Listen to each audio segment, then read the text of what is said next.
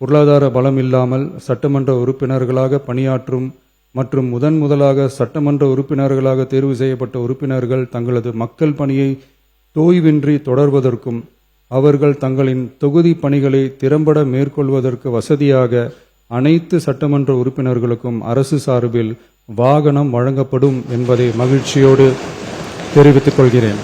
நேற்று முன்தினம் அரசு அறிவிச்சிருக்கிறது, அனைத்து சட்டமன்ற உறுப்பினர்களுக்கும் புதிய வாகனம் இந்த அரசு வழங்குவதாக முடிவெடுத்து அறிவிச்சிருக்கிறீங்க. எங்களுடைய திராவிட முன்னேற்ற கழகத்துடைய நிலைமை இந்த அரசுல சபையில் நான் பதிய வைக்க விரும்புகின்றேன். ஏற்கனவே தமிழ்நாடு அரசு கடும் நிதி நெருக்கடியில் இருப்பதாக மாண்புமிகு முதலமைச்சர் அவர்களே கூறி வருவதால் எங்களுடைய கழக தலைவர் மாண்புமிகு முன்னாள் முதலமைச்சர் திரு முத்துவேல் கருணாநிதி ஸ்டாலின் அவர்களின் அறிவுறுத்தலின் பேரில் திராவிட முன்னேற்ற கழகத்தைச் சேர்ந்த 59 சட்டமன்ற உறுப்பினர்கள் இவ்வாகனங்களை பெறுவதில்லை என்று முடிவெடுத்துள்ளோம்.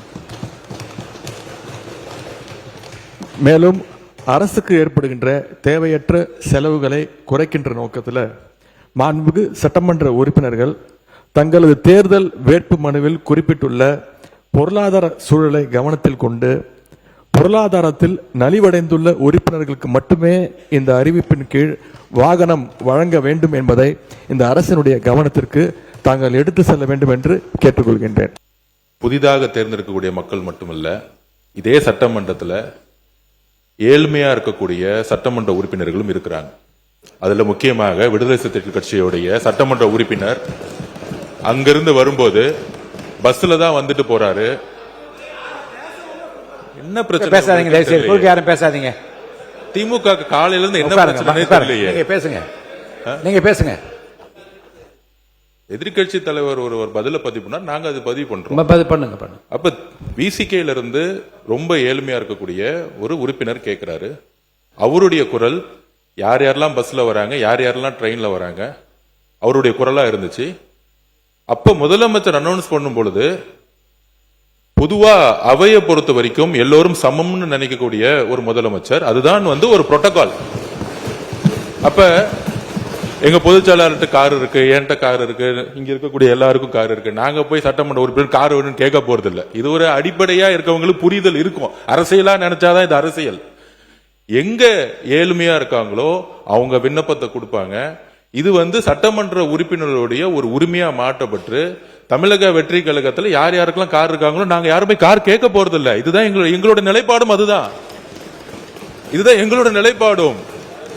எங்க கிட்ட 2-3 கார் இருக்கு, நாங்க போய் சட்டமன்ற உறுப்பினர் கார் கேட்க போறது இல்ல.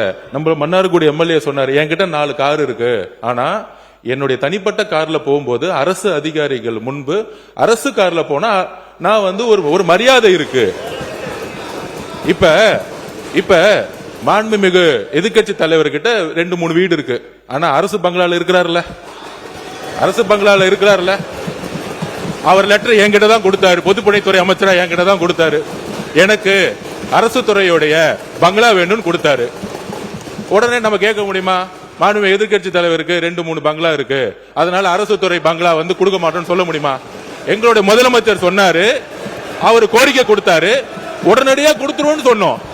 இது உடனே இல்ல இங்க இருக்கவங்க எல்லாருக்கும், அதாவது இங்க இருக்க எல்லாருக்கும் பங்களா கொடுக்கலாமான்னு கிடையாது. இது ஒரு புரோட்டோகால், அவ்வளவுதான்.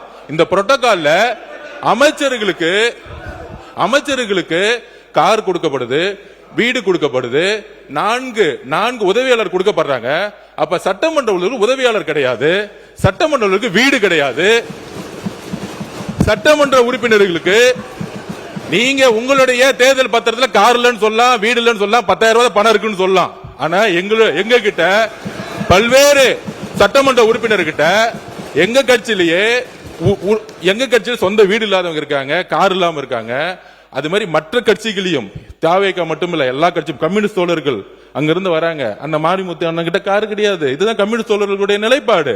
அப்ப ஒரு அறிவிப்பு வரும் பொழுது இந்த கட்சியோட சட்டமன்ற உறுப்பினர், இந்த கட்சியோடைய உறுப்பினர்களுக்கு அறிவிப்பு வராது.